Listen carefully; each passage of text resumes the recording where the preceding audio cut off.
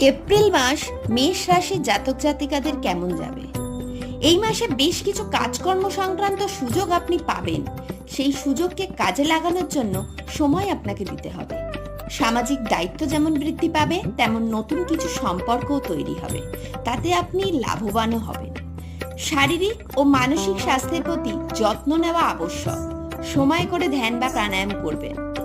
আর্থিক পরিস্থিতি ভালো থাকবে, কিন্তু বড় কোনো লগ্নিকরণ করবার আগে সতর্কতা অবলম্বন করুন। মাসের প্রথম দিকটা কিছুটা সমস্যার সম্মুখীন হলেও পরের দিকটা ভালো হবে।